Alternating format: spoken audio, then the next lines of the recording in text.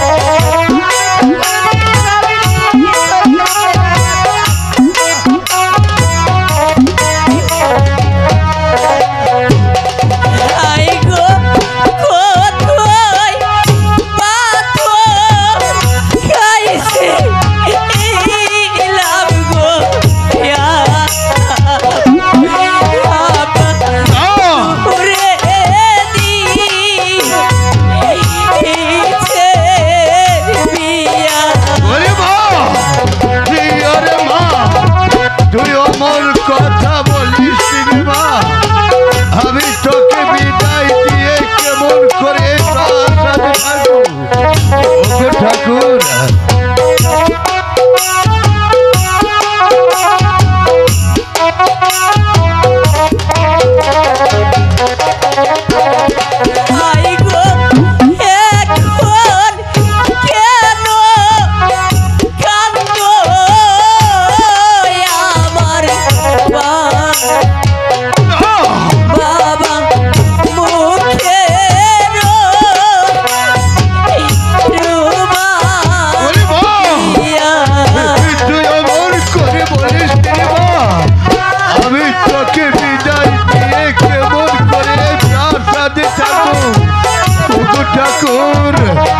তুমি আমাকে ধৈর্য ধরার শক্তি দাও।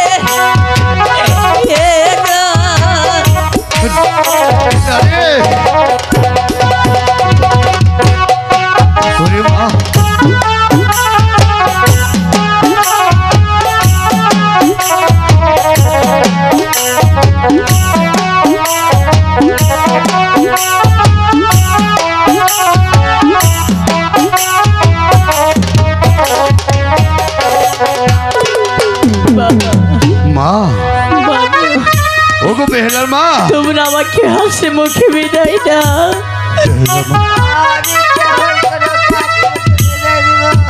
ওগো বেহুলার মা, তুমি যদি এইভাবে ভেঙে পড়ো তাহলে আমার মা বেহুলা কেমন করে স্বামীর বাড়ি যাবে? কারণ একদিন তো তোমার বাবার প্রাসাদ ছেড়ে তুমি আমার প্রাসাদে এসেছো আমার এই হাতে ধরে, তাই মেয়ের সামনে চোখের জল না ফেলিয়ে মেয়েকে তুমি হাসি মুখে বিদায় করে দাও। না না, আমি পারবো না, তুমি ওকে বিদায় করে দাও, ওর মুখ আমি দেখ। ওগো বেহুলার মা, তুমি এখনো কেন বোঝো না? হিন্দু খ্রিস্টান বৌদ্ধ যত জাতি আছে দুনিয়ার উপর সবই নারীর জাতের যে স্বামীর বাড়ি আসলে ঠিকানা। তাই আমার মা বেহুলা আজ যাচ্ছে ওর আসল বাড়িতে। বাবা লোখাই, বাবা লোখাই, বাবা বলেন। ওই ভগবান আমার ঘরে একে একে 7টি কন্যা দিয়েছিল, হ্যাঁ, সবার ছোট আমার মা বেহুলা। তাই আমি যে কোনো জায়গায় গিয়েছি প্রত্যেকটি সময় আমার মেয়ের প্রতি আমার সব সময় যদি মহল থাকতো। তাই ওই ভগবানের কাছে আশীর্বাদ করি তোমাদের বাড়িতে নিজেরই সুখে শান্তিতে থাকতে পারে। আপনি আপনি এ নিয়ে ভাববেন না বেহুলা, আমার কাছে বেশ সুখে শান্তিতে থাকবে। মারে